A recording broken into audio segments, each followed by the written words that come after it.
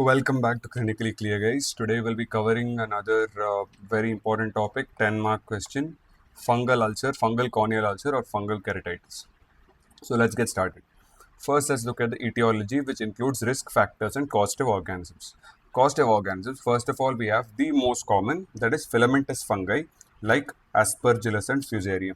You can have yeasts like Cryptococcus candida. You can have dimorphic fungi like Histoplasma, etc.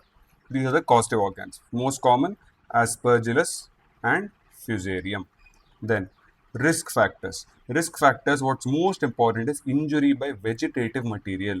Injury to the eye because of any twig, any tree branch, any leaves, anything like that. Injury to the eye because of any vegetative material.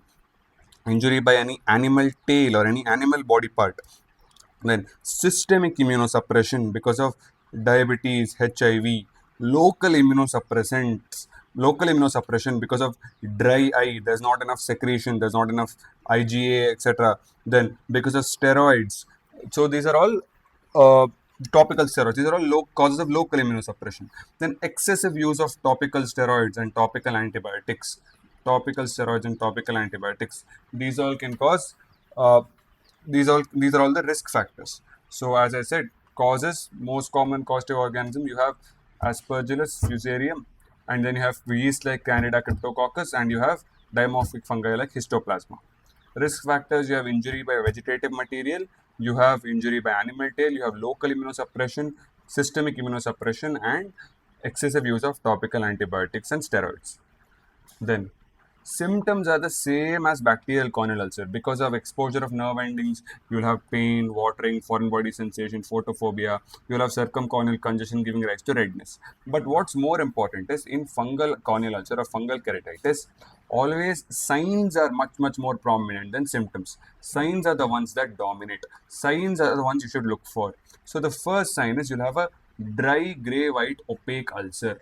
So you'll have a very dry, grey, white, opaque ulcer. Just the ulcer itself is a sign. Even in bacterial corneal ulcer, ulcer was a sign. Here also you have a dry, grey, white, opaque ulcer. If any specific pigmentation is present because of the fungi, then it can be colored. So pigmented ulcer for some specific fungi.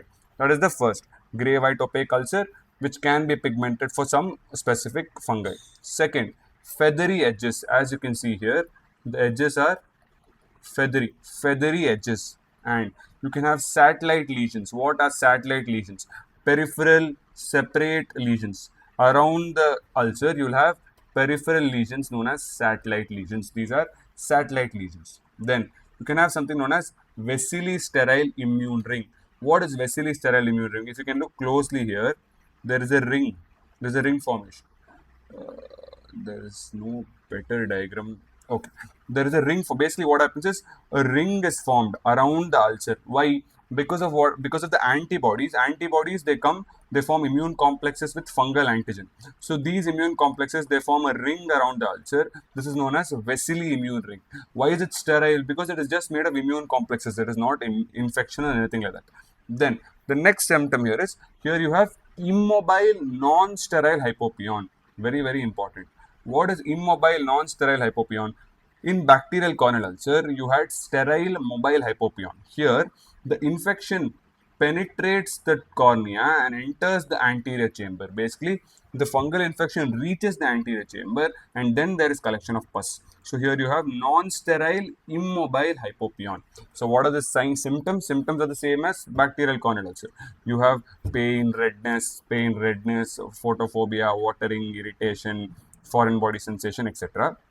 What are the signs? Signs are the dry, grey, white, opaque ulcer, feathery edges, satellite lesions, vesically sterile immune ring, and this hypopyon that you can see here. The hypopyon is non-sterile immobile hypopyon. So it is because of the infection, non-sterile immobile hypopyon. These are the signs of fungal corneal ulcer. Then diagnosis, how will you do? Clinical diagnosis, again, through history taking, general physical examination, and ocular examination. Lab diagnosis, you will take corneal scrapings. You will take a blade and you'll scrape the base of the cornea. You will send it for KOH staining, KOH mount.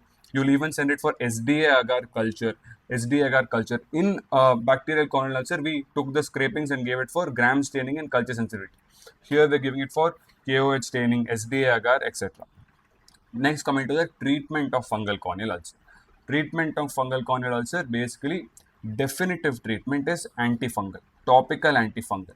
5% natamycin eye drops for fusarium and aspergillus, whereas for Candida and Cryptococcus, you'll give amphotericin B eye drops. This is topical antifungals. Whereas if the fungal corneal ulcer is very, very severe, then you can give intracameral, that is, you'll inject it into the eye. You can give systemic antifungals like oral fluconazole.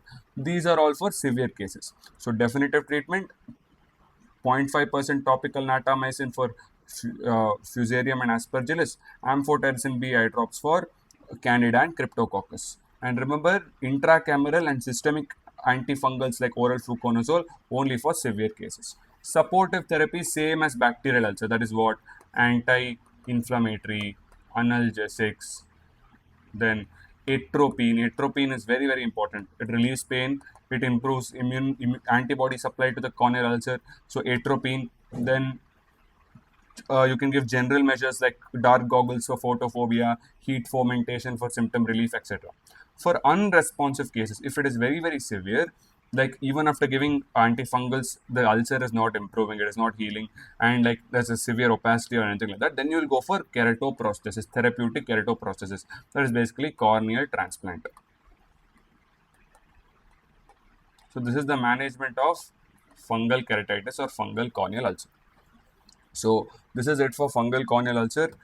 I hope you guys enjoyed the video. If you have any doubts, please let me know in the comments. Thank you for watching.